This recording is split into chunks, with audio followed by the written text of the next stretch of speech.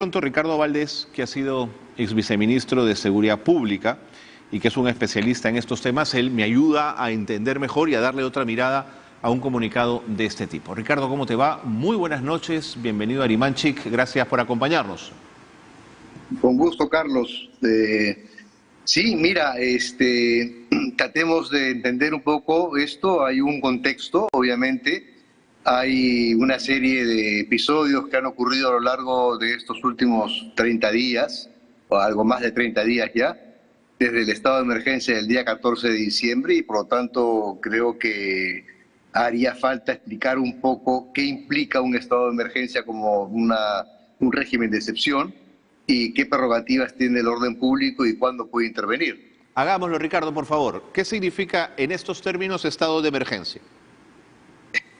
Es una situación, es un régimen de excepción que está contemplado en la Constitución del Perú, en donde por razones de desorden público o de amenaza interna, el Estado, el Ejecutivo, toma la decisión de declarar a una parte del país, a todo el país, en una condición en donde se ponen en suspenso un conjunto de derechos fundamentales que están explicados, además, claramente en el decreto supremo que autoriza el estado de emergencia y que además es transmitido al Congreso de la República y al cual se le ofrece la posibilidad de un informe posterior sobre los resultados de ese estado de emergencia. Claro. ¿Qué derechos se suspenden? Se suspende la libertad de tránsito, es decir, marchas, por ejemplo. Se suspende la libertad de reunión, no pueden haber multitud de juntas.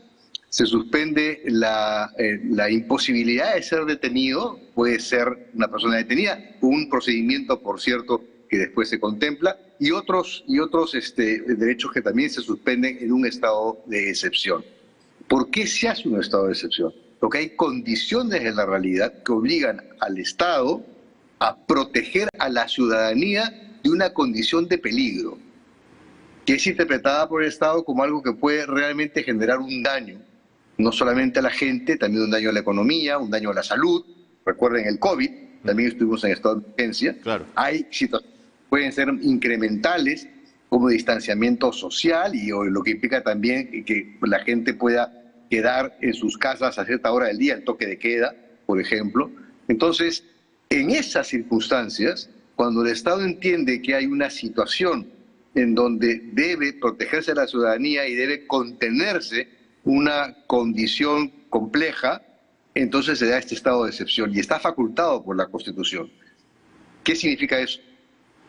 Significa que la Policía Nacional, en este caso concreto, conjuntamente con las Fuerzas Armadas, en apoyo a la Policía Nacional, actúan para mantener el orden público ya en situaciones de violencia, movilización social y una situación que obviamente genera daños a la propiedad del Estado, del sector privado, y pone en riesgo también a la ciudadanía, como ha ocurrido y como ha sido puesto en el comunicado conjunto el día de hoy.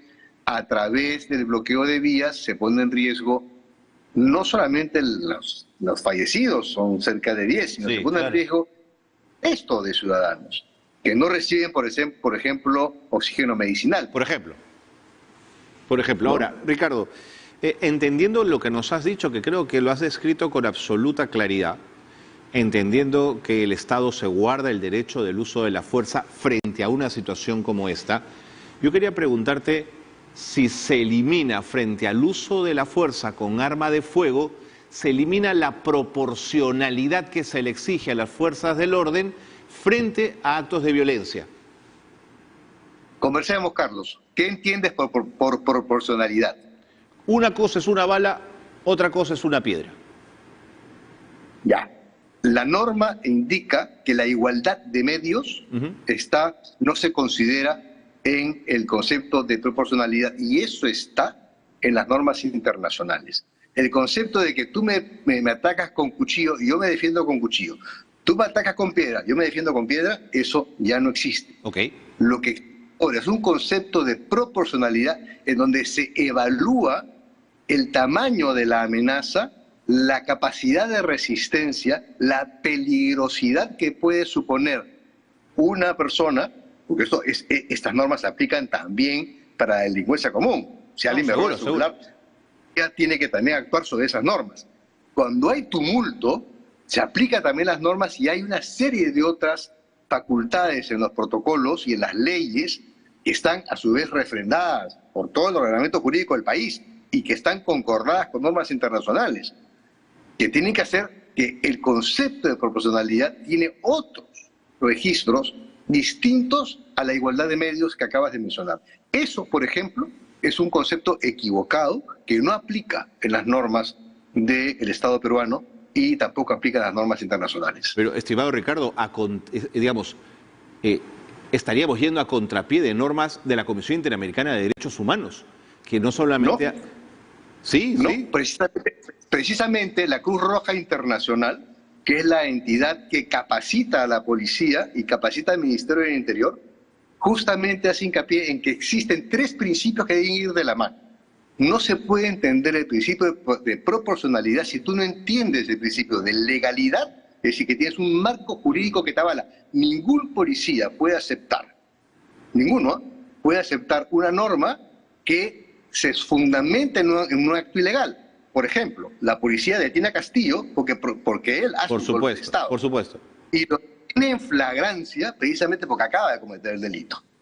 Y cuando Castillo llama al comandante general de la policía para pedirle que intervenga el Congreso y que detenga a la fiscal de la Nación, el comandante general de la policía dice: esto es imposible, me está pidiendo un acto ilegal. Entonces él no recoge la orden.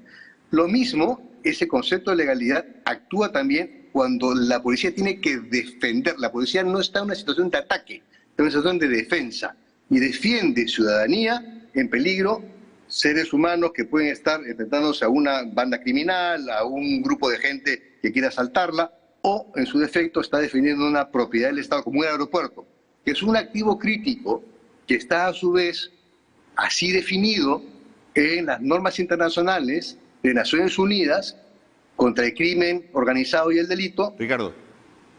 Sí, Entonces, para terminar de entenderlo, ¿qué está investigando la Fiscalía en Ayacucho, la Fiscalía Especializada en Derechos Humanos, donde las 10 personas que fallecieron ahí, según la propia Fiscalía y las necropsias de ley, fallecieron por impacto de bala policial? ¿Por qué está investigando la Fiscalía si la policía tiene entonces la potestad, tal como lo planteas, de hacer uso de la fuerza en esa medida? Porque tiene que investigar las circunstancias de que esa muerte se produce. El Ministerio Público no puede dejar de investigar ninguna muerte, ocurra en una carretera, en la casa, en una oficina, en cualquier parte. Tiene que investigar toda muerte y establecer claramente las circunstancias de ese suceso.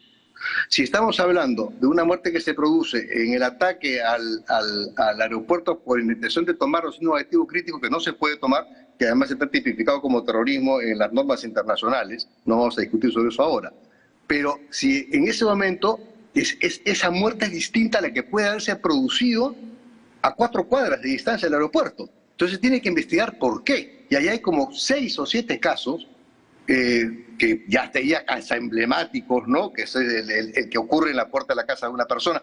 Puede haber sido fuego, digamos, muertes colaterales. Todo eso tiene que ser definido, obviamente, por el Ministerio Público. Eso sí le toca investigar. Lo que es, el hecho en sí es distinto a lo que yo estoy explicando con respecto a lo que establecen las normas. Y con este comunicado conjunto, regresando al motivo de la llamada, ¿no? Establece lo que están diciendo: han pasado más de 30 días, hay 2 estados de emergencia, no se puede bloquear carreteras. El artículo 200 del Código Penal, esto está tipificado como extorsión, con una pena de cárcel. El punto 5, también importante, ha ocasionado escasez y sobrealza de precios. Exacto, y además ha ocasionado muertes. Entonces, yo no puedo seguir permitiendo que esto ocurra. El comandante general del Comando Conjunto ha dicho que antes de intervenir con la fuerza van a dialogar. Porque cuando te hablé de 3 principios, también te mencioné de la necesidad. Ajá. Que eso implica que uno va increyendo, uno va conversando y va viendo y estableciendo el nivel de resistencia que tiene al frente.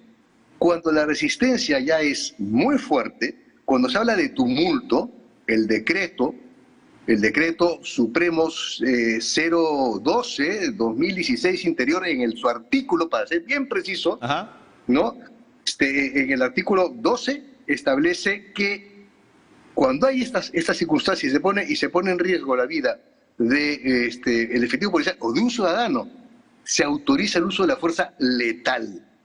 Antes no, se autoriza un conjunto de otras medidas, gases, vara y otra serie de elementos que dispone la policía, obviamente con armamento no letal, para manejar. La fuerza va desde la preventiva, te acompaño, ¿no? Te sujeto, hasta el uso de la fuerza letal. Y hay una gradación, y esa es la gradación que obviamente investigar el Ministerio Público.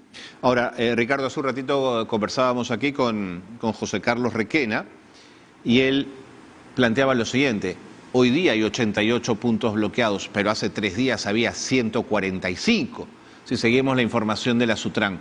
¿No llega un poco tarde una decisión como esta? Mira, en mi opinión, cuando uno dicta un estado de emergencia, lo ejecutas o lo ejecutas. Y si esto se dictaminó el 14 de diciembre, que fue el primer día, así es. El 15 ocurrió la toma del aeropuerto de Ayacucho y antes habíamos tenido lo de Andahuaylas.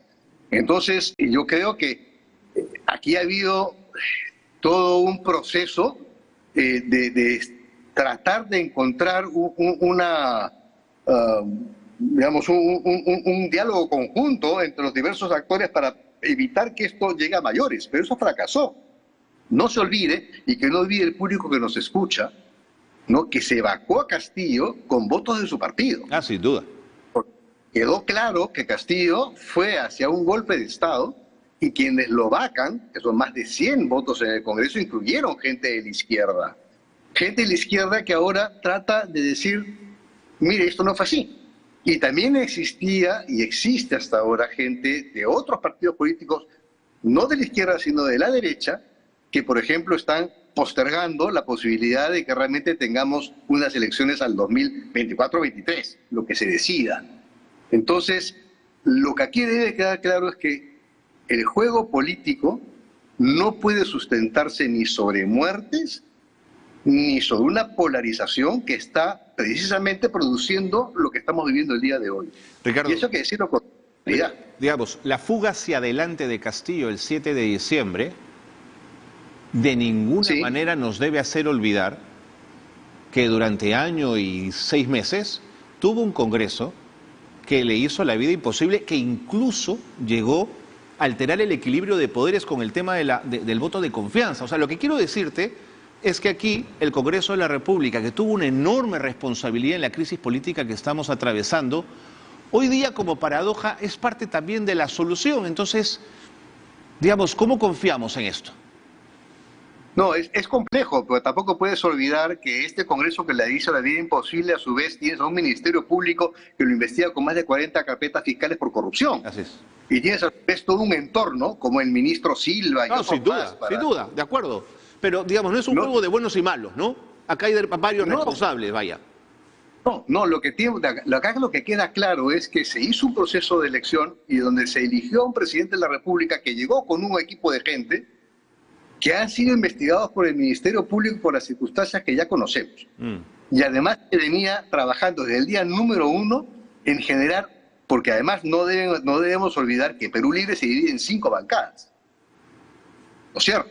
Sí, claro. En 5 bancadas, porque además cada uno buscaba su rédito político, ya sea trabajando con los cocaleros para evitar la erradicación, ¿no?, ya sea trabajando con los agricultores para generar la segunda reforma agraria, ya sea trabajando con los ronderos para generarles recursos, ya sea trabajando con los estudiantes para decirles te voy a permitir entrar a la universidad si querés examen de ingreso, y así. Había una construcción de una sociedad. Esto, lo que estamos viendo ahora, no se origina de que ser ingenuos, no se origina el 7 de diciembre, se construyó antes del 28 de julio del año 2022. Por supuesto. Más la narrativa inaceptable del fraude que nos acompañó durante varios meses. Correcto. Ricardo, siempre es un gusto conversar contigo y discrepar también, por supuesto. Te mando un gran abrazo. Muchísimas gracias. Para ti, Carlos. Un abrazo también. Bueno, Ricardo Valdés ha estado con nosotros, el viceministro de Seguridad Pública. Tiene unos argumentos muy sólidos también para sostener su punto de vista.